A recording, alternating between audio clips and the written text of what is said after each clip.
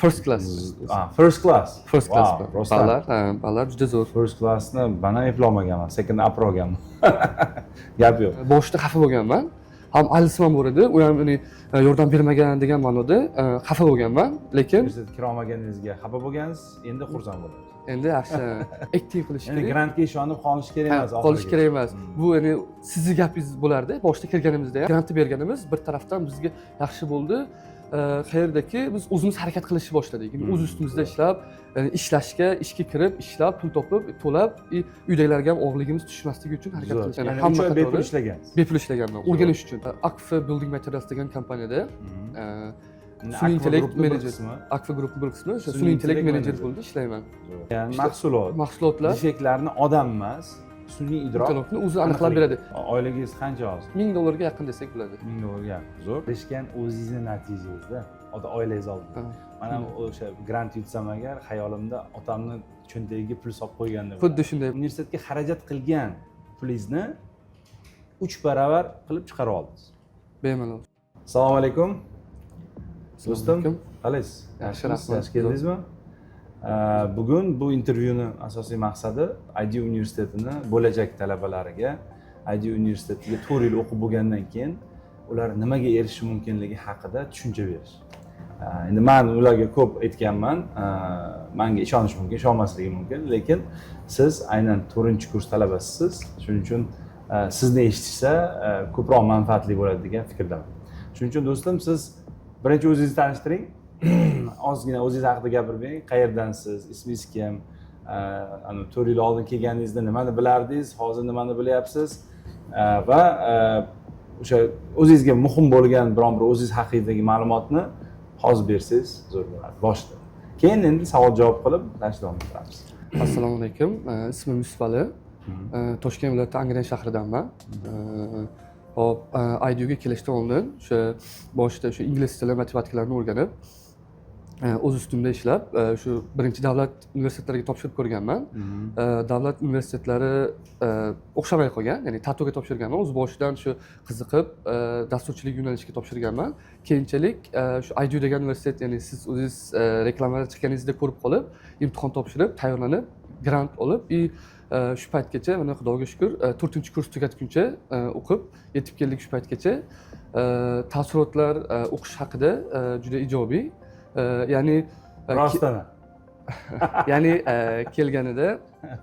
kelganimizda boshida hech kim tanimaydi. Ya'ni birinchi taassurotlar, ya'ni do'st, ya'ni universitet baribir team working sifatida bo'ladi. Ya'ni do'stlar bilan tanishish, ya'ni shu communityni rivojlantirish bo'ladi. Biz shu kursdoshlar bilan yaxshi tanishgandan keyinchalik, ya'ni shu AI yo'nalishiga, sun'iy intellekt yo'nalishiga yoki cyber security yo'nalishiga, shu yo'nalishlarga qarab, ya'ni kirish uchun shu birga izlanib, harakat qilib kelganmiz. Mana oxiri shu butun shu qiyin, eng odamni qiynaydigan imtihonlardan o'tib, oxiri mana universitetga o'tib oldingizmi hammasidan? Endi bittasi qolgan hammasi yaxshi bo'lgansiz. Ko'z yetyapti. Bu yil bitirishga va diplom olishga. Albatta, first class. First class. First class.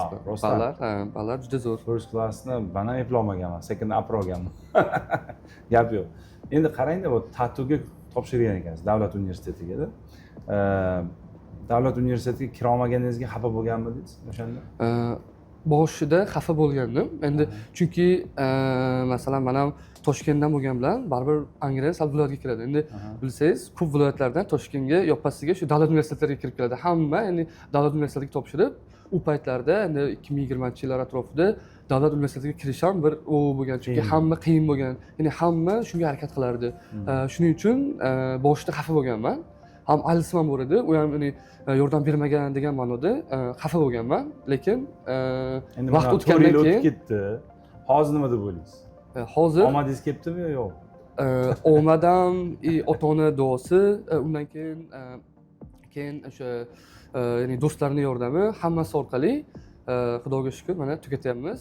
Bu ham bir sinov bo'lgan. Endi sinovdan Xudoga shukr, menimcha shu universitet pallasidagi sinovdan o'tdik deb o'ylayman. Zo'r. Ya'ni boshida davlat universitetiga kira olmaganingizga xafa bo'lgansiz, endi xursand bo'lasiz. Endi yaxshi. Lekin bir tarafdan xursandligimni ko'p shu hozirgi vaqtlarda o'qiyotgan tanishlarimdan bilaman. Ya'ni ular aytishadi menga, ya'ni universitet o'qitish bir leksiyalar, ya'ni bizga kerakli bo'lmagan ortiqcha ya'ni fanlar yo ortiqcha darslar yo ortiqcha shu ma'lumotlar juda ko'p. Ya'ni bizdami yo yo'q, ya'ni davlat boshqa- universitetlarida, Ha. davlat universitetlarida. Ya'ni bizda частный IDU universitetida, частный universitetlarda bizda shu specialized bo'lib, ya'ni maxsus yo'naltirilgan Maxsus boshimiz uncha qotmaydi. Ya'ni kerakli fanlarni, kerakli ma'lumotlarni joyida, kerakli paytda o'rganamiz. ya'ni ko'p o'qitishga harakat qilmaymiz, keragini yaxshi o'qitishga harakat qilamiz. Shunaqa. Bu farqimiz shunda. Shunaqa. Zo'r. Yusuf Ali, siz o'z vaqtida mana aytdingizki, grantga kirdim dedingiz. Necha foizli edi grantingiz? 90% grant. 90% grant, qarang, shu, ya'ni 10% ni nima qilib qo'yishibdi-da, olib qo'yishibdi. Bu ham bir hikmati bor. Endi Necha yil universitet grantda o'qidingiz? hissasi bo'lgani uchun hop, men umumiy 3 yil grant o'qidim. Aha. Bu ham yaxshi. Ya'ni universitet kontraktiga ya'ni xalqaro universitetlarda hisoblab qaraganda juda yaxshi bo'ldi. 4-yili menda grant, ya'ni hammada polislar o'zgarib, ya'ni o'zimizda ham ya'ni boshqa bolalarga grantni taqdim etdik. Zo'r. O'z qo'limiz bilan ham deganda bu ham bir hikmati bor. Chunki bitta narsani shu men sezdim. Ya'ni grantda o'qishni o'zi ham sizda hayotda omadli bo'lishga yordam bera olmaydi.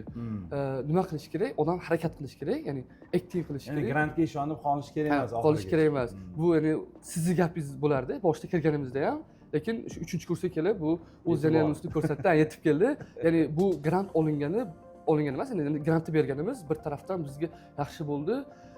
Qayerdaki biz o'zimiz harakat qilishni boshladik. Ya'ni o'z ustimizda ishlab, ishlashga, ishga kirib, ishlab, pul topib, to'lab, uydagilarga ham og'irligimiz tushmasligi uchun harakat Zo'r. qilishga. Grantni topshirganingizdan keyin necha oyda ish topdingiz? To'g'risi, grantni topshirishdan oldin men o'sha ishlardim.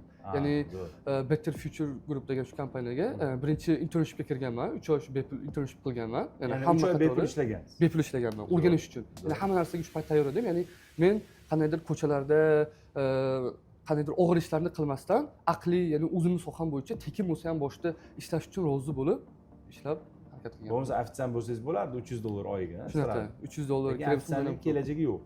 Shunaqa. Shuning uchun kerak bo'lsa sohangiz bo'yicha bepul ishlashga ham rozi bo'lishingiz kerak. Va buni 4-kursgacha kutish kerak emas. Agar mana hozir boshqatdan boshlaganingizda 1-kurs oxirida ish toparmidingiz allaqachon? Agar qilganimda xuddi shunaqa harakat qilib ko'rardim men. Qancha erta bo'lsa shuncha yaxshi. Ha, shunaqa. Zo'r. Endi hozir qayerda ishlayapsiz, Yusuf Ali? Xo'p, hozir Akfa Building Materials degan kompaniyada Sun'iy sun'iy intellekt bir menejer. qismi. Akfa Group bir qismi o'sha Sun'iy sun'iy intellekt intellekt menejer menejer. bo'ldi, ishlayman. Ya'ni Zo'r. bosh ofisda, ya'ni plan bo'limida, ya'ni planlashtirish bo'limida biz shu zavodlarga planlarni, ya'ni bizni bo'limdagilar plan tuzishadi. Biz shunga hozircha loyihalarimizda ya'ni sun'iy intellekt orqali plan yaratish, planlarni report qilish, shunday AI Ya'ni butun bir zavodni rejasi sizlarning bo'limlaringizga bog'liq. bog'liq, shunaqa. Tushunarli. Sun'iy intellekt yordamida bu rejalarni takomillashtiradi. Takomillashtirib, ya'ni shu menejerlarga yordamchi sifatida, ya'ni tezroq ish samarasini oshirish Yana sifatida. bitta narsani aytib berdi. Sun'iy intellekt yordamida sun'iy nazar, nima deydi o'zbekchasiga? Sun'iy idrok. Sun'iy idrok yo'q, ana ko'z ko'radi-yu, kompyuterni zrение. Endi kompyuterni zrение. Computer vision. Computer visionda. O'sha yordamida bitta zavodga qanaqadir defektlarni aniqlash sistemasini qilib berganlaringizni aytib berdingiz. O'shani aytib bersangiz qiziq menga bo'ladi. Xo'p, computer vision orqali, ya'ni ko'rish orqali, ya'ni Kompyuter ko'radi. kompyuter ya'ni ko'rib turib, kamera orqali ko'rib, ya'ni orqada o'sha aqliy model, sun'iy intellekt modeli uni preprocess qilib, ya'ni defektlarni aniqlab beradi. Xo'p, bizda Ya'ni ishlab chiqarilgan mahsulotlar defektlarni odam emas, sun'iy idrok intellekni o'zi aniqlab beradi. Aniqlab, Avtomatik bizda ravishda. Telegram bot va veb-sayt qilganmiz, ya'ni dashbord qilib, ekran bor zavodlarda, ya'ni har bir soha vakillariga o'zlariga qilib qo'ygan, ya'ni chiqarib berib qo'yganmiz. Bu ya'ni defektlarni aniqlab yoki shu mahsulotlarni ham sanab, ham ya'ni qanchalik ishlab chiqilyapti, realniy shu hayotda qanchalik ishlab chiqilyapti, ya'ni bu plan tuzilgan planga bu muvofiqmi, hammasi shu narsani qilib chiqaryaptimi, yo'qmi, shuni ham ko'rib turish uchun reportlar, har kunlik reportlar generate qilib beradi va defekt bo'lganda aniq shu 1 minut oralig'ida shu defektni avtomatik yuboradi, aniqlab. Defekt. Endi mana shu Akfa degan nomdor O'zbekistondagi eng katta korporatsiyalardan biri. o'shanda ishlayapsiz. Unga ishga kirish oson bo'ldimi, qiyin bo'ldimi sizga? Xo'p, to'g'risi, bunga kirish nisbatan boshqa yerlarga qaraganda osonroq bo'ldi. Ya'ni sabab bo'lgani, ya'ni menda boshida Better Future Groupda, ya'ni 1 yillik experience'im bor edi. O'sha experience menga yordam berdi, tajriba. Ya'ni shu tajriba orqali undan keyin ya'ni o'z portfolyomni yaxshi rivojlantirdim. Ya'ni hammaga ko'p yana maslahat beraman. Ya'ni dasturchi bo'lsangiz yoki o'rganayotgan bo'lsangiz, iloji boricha ko'proq proyektlar qilib, loyihalar qilib, o'z ustida ishlab, o'zingizni portfolyomizni kuchaytirib, ya'ni boshqa ishlarga o'tmoqchi bo'lganda bu yordam berish uchun rezyumelarni shakllantirib borish kerak. Shu narsa menga yordam berdi. Headhunter orqali topshirib, intervyulardan o'tib, omadli ravishda topshirdim. Oyligingiz qancha hozir? Hozirgi intervyuni ko'rdingiz, do'stlar. Talabamizning natijalari bilan sizni tanishtirdik. Bunaqa talabalardan bizda xudo xolasa 65 ta bu yili. Keyingi yillar har yili 2x, 3x, 4x, 10x ko'payadi degan umiddaman. Agar siz ham sun'iy intellekt, kiberxavfsizlik, raqamli biznes, raqamli marketing, data science yo'nalishlarida o'z bilimingizni oshirib, dunyo tan olgan 600 talikka kiradigan diplomlarni qo'lga kiritmoqchi bo'lsangiz, natijali oyligi baland ishga kirmoqchi bo'lsangiz, darhol bizning universitetimizga bepul imtihonlarga ro'yxatdan o'ting. Ro'yxatga o'tish uchun havolani mana shu videoni pastiga pin qilib qo'yganmiz. Undan tashqari, agar sizga natija kerak bo'lsa, IDUga marhamat. Endi oylik ochiq aytilmaydi, lekin hozircha endi bosh uchun hop $1000 ga yaqin desak bo'ladi. $1000 ga yaqin. Zo'r, yomon emas. Ya'ni siz hali mana universitetdan diplom ola olganingiz yo'q hali. Hali endi diplom oktyabrda beriladi, xudo xolasa. Allaqachon $1000 ishlayapsiz. Ham o'qib, ham ishlab turib. Xuddi shunday. Endi o'qishni yig'ishtirib, tugaydi-yu, to'g'rimi? Qo'lni ishlaganingizda 1 yildan keyin xudo xolasa qanaqa darajada ko'ramiz sizni? Oyliklaringiz qanaqa bo'ladi? Nima kutuklaringiz? Endi Akfa kompaniyasi IT kompaniya emas, o'zingiz ham bilasiz. Ya'ni bu ishlab chiqaruvchi katta korporatsiya. Bu yoqda masalan boshqa частный joylarga qaraganda, IT kompaniyalarga qaraganda, masalan middle, junior, senior degan levellar uncha ya'ni yo'q, unday yo'q. Shu sababli endi u yoqda hozirgi levelim middle levelga yaqinlashyapti. Endi baribir ular bu narsani endi chuqur tushunmasa ham endi o'zimiz ya'ni IT sferasi tomonidan ko'tarilib, harakat qilib strong middle ya'ni yo'nalishiga, ya'ni senior yo'nalishigacha levelgacha bo'lgan levelgacha chiqishga harakat qilaman. Unda ham oyliklar ham shunga yarasha xudo bozor X2 bo'ladimi ish qilib? Nima bo'ladi? X2 bo'ladimi? Nasib xudo shunga qilib harakat qilamiz. Yusuf Ali, siz mana Angrendan kelgansizda, Toshkentga. Ja uzoq emas, lekin baribir bir qadam nariroqda. Bu yerda kelib, mana shu IDUda o'qiyotganingizda eng qiynalgan vaqtlaringiz va eng xursand bo'lgan paytlaringiz haqida bir qisqacha aytib bera olasizmi? Xo'p, ya'ni umumiy 4 yil haqida aytishim kerak. 4 yil ichida eng esingizda qolgan. Chunki hozir endi sarf hisob qilyapmiz-ku biz. 4 yildan keyin mana birinchi video qilyapmiz, siz chiqib ketyapsiz, endi o'zingizni mustaqil hayotga ketyapsiz. Shu mustaqil hayotga tayyorlashda IDU biron bir sizga bir ijobiymi yo salbiymi biron bir yordam berdimi yo'qmi? Ochiqchasiga aytavering. Prinsipi men bilasan, kritikani sevaman. Birinchi esingizdanmi, birinchi kursda kelganingiz nima deganmi? O'zbekistonning eng Abdulla Xalqaro universitetiga marhamat. Bu boshida shunday bo'lgan, chunki ya'ni bu bir tarafdan biz tajriba uchun ya'ni tajriba bo'lganmiz, tajribani studentlar tajriba sifatida. Tajriba quyonchalar. Tajriba quyonchalar. Lekin bu ham bir tarafdan yaxshi tarafga, yaxshi ya'ni o'sishga qarab ketyapti. Xo'p, menda to'g'risini aytaman, boshida o'zi IDUda biz akseleratordan boshlaganmiz. O'sha biz o'qiyotgan paytlar, ya'ni pre-foundation deyiladi. Foundationdan oldin, birinchi kursdan oldin. Shu tayyorgarlik bo'lgan, ya'ni unda ham biz ya'ni mani asosiy maqsadim u paytlarda faqat grant uchish bo'lgan. Ya'ni bunga har qanday sabab bor, o'zingiz ham bilasiz. Ya'ni viloyatdan kelganmiz, hozir Toshkent sharoitida. Xo'p, shuning uchun menda eng ya'ni akseleratorni o'qib tugatib, undan keyin shu imtihon topshirish kerak bo'lgan. Imtihon topshirganmiz bir marta. Topshirib bo'lgandan keyin 30% grant chiqib qolgan unda ham. Lekin men shu paytlari to'xtamaganman. Ya'ni man shu IDU xodimlaridan, ishchilaridan bilganman, ya'ni qayta topshirish imkoni bormi deb. Keyin so'raganman, shu narsani endi qayta topshirishni ko'p bolalar mendan keyin qilishgan. Birinchi shu narsaga tavakkal qilib, boshida menda muammo bo'lgan, qayta topshirish uchun men imtihonni boshida shu darslar o'rgatilganda ingliz tilida o'rganganman. Lekin imtihon kirganda imtihonni o'zbek tilida o'rganman. Va bir tarafdan men uchun minus bo'lgan. Shuni to'g'rilash uchun men qaytadan o'zim yana imtihon to'lovini qilib, yana qayta imtihon topshirib, ingliz tilida olib, shu biz shu men topshirgan studentlar orasidan maksimal ballni olib 90% olganman. Shu men uchun uyda eng ya'ni Toshkentda bo'lmagan, lekin Toshkentdan olgan eng xursand bo'lgan narsam bo'lgan 90%. Bu narsadan ya'ni birinchi marta otamni ya'ni ko'zlarida quvonchni ko'rib, bu dunyoda eng katta baxtlardan birini ko'rganman. Erishgan o'zingizni natijangizda, oilangiz oldida. Mana o'sha grant yutsam agar hayolimda otamni cho'ntagiga pul solib qo'ygandim. Xuddi shunday bo'lgan. Xuddi shunday bo'lgan. Ya'ni bu juda katta ya'ni motivatsiya bo'lgan, ya'ni dalshi o'qish uchun. Chunki menda yo'l bo'lgan, agar men universitetlarga kira olmasam, o'quv markazlarida o'qimoqchi bo'lganman. Ya'ni software bo'yicha, backend bo'yicha yoki frontend bo'yicha o'qib ketmoqchi edim. Yana bitta zo'r temani ochirdingiz. Mana qarang. Hozirgi zamonda o'quv markazlari zo'r reklama qilishyapti. Bo'ldi, diplom shart emas, zamon talabi, men kurs 3 oy o'qiysan, 4 yil bekor vaqtingni, pulingni sarflab nima qilasan? Keyin biz 4 oyda o'qitib beramiz seni. Dalshi o'sha bo'yicha o'zing ana ko'tarilib ketaverasan. Shunga nima fikringiz? Masalan, men 4 yil o'qidingiz. Bu o'quv markazida o'qigan bilan, 4 oy o'qigan bilan, 4 yil universitetda o'qigan, nima plyus minusi bor? Xo'p, universitet bilan o'zi o'quv markazi taqqoslash endi umumiy jihatdan menimcha to'g'ri emas deb o'ylayman. Endi ularning o'z yo'nalishi bor. Xo'p, bizda o'zi oldindan bilsangiz o'quv markazlar yaqin 5 yil ichida, 5-6 yil ichida rivojlandi. Undan oldin o'quv markazi degan tushuncha ham yo'q edi. Faqat ingliz tili, rus tili tillari uchun bor edi. Xo'p, ya'ni bu nima bo'ldi? Ya'ni dunyo bo'yicha IT rivojlanib ketdi. Ya'ni dasturlash rivojlanib ketdi, axborot texnologiyalari.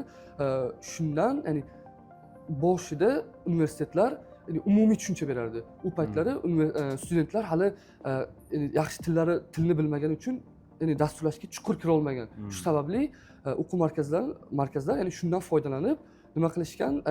Shuni ya'ni axborot texnologiyalari umumiy katta yo'nalish bo'lsa, shu katta yo'nalishdan ya'ni yo'nalishlarni bo'lak-bo'laklarga bo'lib, kerakli ya'ni industriyada ishlatishni, ya'ni ishlatiladigan joylarini olib, qism qilib, ya'ni maxsus yo'naltirish orqali tezroq o'rgatilgan. Lekin bu boshida ishlagan prinsip, ya'ni bu ishlagan reja bo'lgan, boshida yordam bergan, ya'ni bizning industriya endi ya'ni dunyoda rivojlanayotgan bo'lsa, O'zbekistonga endi kirib kelayotgan bo'lgan. Lekin vaqtlar o'tyapti, sekin-sekin o'z ko'rayotgan bo'lsalar, hozirgi jahonda sun'iy intellektual bo'lib turibdi. Ya'ni sun'iy intellekt ham o'zi umumiy sohalarda rivojlanmasdan bu umumiy dasturchilik yo'nalishlariga ham katta ta'sir o'tkazyapti. Masalan, front-end bo'yicha, software bo'yicha. Ya'ni endi sun'iy intellekt keldi-yu, ozgina kasbni o'rgangan bolalarni ishini ishsiz qo'yib qo'yadi. Ya'ni shu narsaga olib kelyapti. Ya'ni chuqur bilimga ega bo'lmagan, teoretik bilimlarga ega bo'lmagan, universitet o'qimagan bolalar birinchi ishini yo'qotyapti. Xuddi shunday bo'lyapti. Intellekt kelgandan keyin almashtirib. Shuning uchun endi men o'zim sun'iy intellekt yo'nalishida bo'lganim uchun har kuni uni kuzatib, ya'ni yangiliklar bilan tanishib, o'rganib boraveraman. Lekin universitet, o'z nomida universitet, ya'ni bu birinchi sifatda, birinchi ya'ni pallada o'zingiz aytgansiz, networking. Universitet hech qachon ya'ni sizga ish topib bermaydi yoki o'zingiz ya'ni sizni kirdingiz, o'qidingiz, bo'ldi, ish bilan ta'minlab bermaydi. Yo'q, siz nima qilishingiz kerak? Universitet, shu o'qituvchilar ham aytgan, butun dunyoda tan olingan narsa, ya'ni universitet 30% bilim beradi, qolgan 70% o'zingiz o'rganishingiz kerak. O'z ustida ishlab, ya'ni bu 70% ni o'zi ham faqat bilim o'rganish emas. Buni ichida ya'ni networking bor, tanishlar bilan teamworking bor. Networking ham bizni soft skillimizni oshiradi. Ham bir tarafdan ya'ni muomala, odamlar bilan murosa qilish ko'nikmalari ham juda muhim. Juda muhim. U ishda, ya'ni bu ishga kirishingizda va ishlashda juda katta rol o'ynaydi. Ya'ni ham menejmentga o'tganingizda, menejmentda ham katta rol o'ynaydi. Bundan tashqari, ya'ni networkingni o'zi, ya'ni sizni masalan kursdoshlaringiz sizdan oldin ishga kirishadi yoki birga ya'ni o'qib o'rganib, bitta ishga harakat qilish uchun, ya'ni intervyu topshirish uchun o'rganib, shu narsalarga qat'iy harakat qilgandan keyin universitet shu narsa shu joyidan, ya'ni plyus bo'lib kelib beradi. Zo'r. endi universitet mana bilim jihatdan mana tushuntirib berdingiz, chuqurroq bilim beradi baribir o'quv markaziga nisbatan. Universitet lekin xarajati ko'proq, vaqt jihatdan ham, pul jihatdan ham. Mana sizga masalan omadingiz kelibdi, 3 yil grantda o'qidingiz va 1 yil kontraktda o'qidingiz. Bu jami где-то adashmasam $4000 xarajat qildingizda. O'sha 4000 universitet o'qish davrida ishlayotgan paytingizda chiqara oldingizmi, yo'qmi?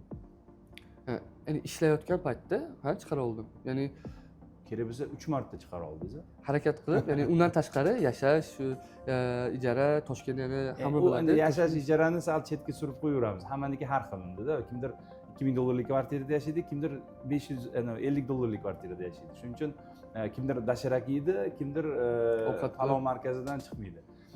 Bu ikkinchi masala. Главное, ya'ni universitet paytidayoq universitetga xarajat qilgan pulingizni 3 baravar qilib chiqara oldingiz. Bemalol shu paytgacha endi universitet tugaguncha umumiy ya'ni ikkinchi kursdan kirgandan keyin chiqardim. Chiqarib yana to'lab, hammasini Xudoga shukr, ya'ni o'zim to'lab. Hozir savolim nima sizga? O'shanga arziydigan qimmatroq universitetda o'qib, o'sha bilim yordamida yaxshi pul topgan yaxshimi? Yoki arzonroq universitetga borib, keyin ish qidirib yurgan yaxshi? Qaysi biri? Bu hammani menimcha ko'pincha tanlovi baribir qimmatroq universitet bo'ladi, arzonroq universitet bo'ladi, chunki ya'ni hech kim tavakkal qilgisi kelmaydi. Lekin o'zi katta tabaqadagi odamlar bilishadi, ya'ni qimmatroq universitet ko'proq narsa berishini. Ya'ni faqat bilimdan tashqari bilim ham beradi, networking ham beradi, o'ziga yarasha, ya'ni qimmatroq bo'lgan universitetni o'ziga yarasha, ya'ni statusi bo'ladi. Bizni oddiy tilda aytganda, ko'cha tilda aytganda status bo'ladi, ya'ni o'zini ko'rsatib beradigan shu statusni orqali ham ba'zi odamlarni masalan ishga kirib ketadi, ba'zi studentlar, ba'zilari yaxshi joylarda masalan boshqaruvga o'tib ketadi, shunday. Bo'lmasa Yusufali itogosi nima deysiz? Mana bu yoshlarga hozir abituriyentlarga o'zingizni sizni o'sha 4 yil oldin sizni rolingizda turgan bolalarga hozir birinchi qadam qo'ymoqchi. Mustaqil hayotda bor universitet, to'g'rimi? Birinchi muhim hayotingizdagi eng muhim qadamlardan biri o'sha universitet tanlash, universitetga kirish. Shuning uchun siz 4 yildan keyin mana bizda o'qib tugatdingiz. Bizni hamma kamchiligimizni bilasiz. Hamma plyus tomonimizni ham bilasiz. O'shalarni hammasini inobatga olgan holda siz o'zingiz bizani shu abituriyentlarga maslahat berasizmi yo tatuga borursin? Ya'ni abituriyent bo'lib qolganimda, xo'p, birinchi o'rinda eng asosiysi til o'rganardim. Ya'ni men aytaman, Toshkentga kelib, yashab, ishlab, ya'ni yaxshi pog'onaga chiqish uchun baribir til o'rganish kerak. Ingliz tili, rus tili, ya'ni hozirda bu aktualni dunyo talab qilayotgan tillardan til o'rganish kerak va undan keyin iloji boricha dasturchilikni o'zi o'rganishni tavsiya qilaman. Ya'ni o'quv markazlariga borib yoki ya'ni mentor, ya'ni yaxshi biladigan odamlardan mentor sifatida o'rgansa bo'ladi, ya'ni ishlaydigan odamlardan, chunki ular shu industriyada, ya'ni shu sanoatda yurganlar, ya'ni dasturchilik sanoatida yurganlar hisoblanadi. Ulardan o'rganib va o'zlari, ya'ni hozir sun'iy intellekt rivojlanayotgan paytda sun'iy intellekt orqali o'rganish, ya'ni onlayn kurslardan, ya'ni bu narsa bizga shu katta yordam beradi, ya'ni boshida. Xo'p, universitetga IDUga kirishni hammaga tavsiya beraman, chunki bu yerda faqat ya'ni bilim emas, bundan tashqari networkingni kuchaytirsa bo'ladi. Ya'ni IDU degan ya'ni o'zining statusi bor, status orqali ya'ni hozirda ko'p ishlayotgan studentlar, ya'ni bizni kursda biz bilan teng bitta paytda bitirayotgan bolalar ko'pchilik hozirda ishlashadi. Shu ishlayotganlar, ya'ni ko'p yoshlarga, abituriyentlarga, IDUga kirganlarga hozircha ko'p yordam berishyapti. Men kecha bildim, bitta talabamiz, endi bizani bilasan, network degan choyxona bor. Choyxonada Azizbek o'zingizdan kursdoshingiz allaqachon 3 ta bolaga yordam beribdi ishga kirishga. Bu men o'ylayman, keyingi intervyumizda siz 30 ta bolaga yordam berasiz. IDUchi uchun jonini fido qilishi kerak, meni fikrimcha-da. Bitta oilani, o'sha IDU oilasini sizlar namoyandalari, siz kuchaysiz, u ham kuchayadi, u kuchaysa, siz ham kuchaysiz. Jami IDUni obro'si hammalaringizning obro'laringiz. Ya'ni sizlardan iborat. Bu universitetni ustunlari sizlar. O'sha 65 ta bitiruvchi bu yil bor. Xudo xolasa 100% hammasi ish bilan ta'minlanadi degan umiddaman. Hozir 92%, bir 5-6 ta bola qolgan. Ular bilan ham shug'ullanyapmiz. Ularga yordam bering. Hozir birinchi kurslarga keladi. Ularga yordam bering. Hech qachon bilmaysiz qanaqa tez ular o'sadi. Shunaqa bo'lib qolishi mumkin. Siz yordam bergan bola ertaga sizdan tezroq o'sib olib, keyin sizga yordam beradi. Keyin esa siz unga yordam berasiz. Shunaqa hayot zanjir shu. bo'lib ketaveradi. Bir-biriga odam yordam berish kerak. Bu dunyoni qarzdor qilish kerak. Shuning uchun mana shu jihatlardan mani IDU yoqqan nimasi hamjamiyati juda inoq. Do'stlar, bolalar bir-biri bilan ancha yaqin. Shuni davom ettiringlar. Chiqib ketganlaringizdan ham keyin choyxona davom etsin. Xudo xolasa shu qancha endi imkonim bo'lsa hammasiga borishga harakat qilaman sizlarning choyxonalaringizga. Shu choy bilan o'tirsam maza qilaman. Bilasizmi, Yusuf Ali u 17 yoshga ana tushib qolaman o'zim ham. Sizlarning yoshlarda. Hatto 17 emas, sizlar уже 21 ha? 23. 23. Bo'ldi, qachon uylantiramiz? Xudo xolasa uydagilar harakat qilishyapti shunga. Ko'zingiz yetyaptimi? O'zingiz pul topib, hayotda yo'lingizni topib, endi uylanib, mana oila boshini olishga imkoniyatingiz bo'ladimi? Hozir ko'zim yetadi, lekin men sayohatni yoqtiraman. Ya'ni sayohat qilgim keladi. Shuning uchun hozircha birinchi sayohat qilib, ya'ni dunyoni kezib, o'rganib, keyin uylanishni o'zim uchun ma'qul ko'raman. Xo'p, keyin yana bir plus narsa, ya'ni networking jihatdan, ya'ni siz ham qolganlarga ham men tavsiya qilaman. Xo'p, shu bizni IDUda siz aytgansiz, Stanford bo'lishga sababchi studentlar degansiz. Ya'ni bu Stanfordni o'zi ko'tarilib ketmaganda, studentlar ya'ni yaxshi joylarda ishlab o'rganib, ya'ni Stanford bo'lishga sababchi bo'lgan. Shuning uchun men ham ko'p abituriyentlarga, o'zimiz IDU studentlarga aytaman, ya'ni networkingni kuchaytirib, shunday choyxona, ya'ni sport turlari, ya'ni festivallarni o'tkazib, ya'ni networkingni kuchaytirib, ishga kirgandan keyin hamma bir-biriga yordam berib, agar bir-birini tortsa ishga, bu menimcha o'ylayman, IDU ham Stanforddan ham balandroq pallaga yetib boradi. Gapingizga gap yo'q, rahmat. Yusuf Ali, kattakon rahmat. Do'stlar, agar sizlarga ham o'qish davomida natija qilish, вообще natijali o'qish qiziq bo'lsa, IDU universitetiga marhamat. Mana shu videomiz tagida havola bo'ladi. Ro'yxatdan o'ting, bepul imtihondan o'ting va grant qo'lga kiriting. Homiyliklar bor. 100% gacha homiyliklar bor hozir. Ya'ni agar sizda aql bo'lsa, yuragingizda ambitsiya bo'lsa, pulidan perejat qilmanglar. U yog'i bizani g'amimiz. Siz u yoqni qilib bering, qolganini biz qilamiz. Mana Yusuf Aliga o'xshab boshida mana grantda o'qidilar, keyin kontraktga o'tdilar. Allohga shukr, shularni o'sha kontraktga o'tgani sababli biz yangi bolalarga grant bera olamiz. Ya'ni sizga yordam berdi u ko'tarilishga, endi keyingi odamga yordam beradi. Xudo xolasa bir millioner bo'lishingizga ko'zingiz yetadimi, yo'qmi? Xudo xolasa harakat qilsak. Chist so'rayman. Duxingiz yetadimi, yo'qmi? Mana shu duxni berishda IDU yordam berdimi sizga, yo'qmi? Yordam berdi bu. Bo'ldi. Millioner bo'lganingizdan keyin yana bitta intervyu, ha? Xudo xolasa. Rahmat. Yusuf Ali, kattakon rahmat bugungi intervyu uchun, vaqt ajratganingiz uchun. Ishingizga boring endi, bo'shatib olishmasa. Bo'shatishmaydi. Natijami? Unda IDU.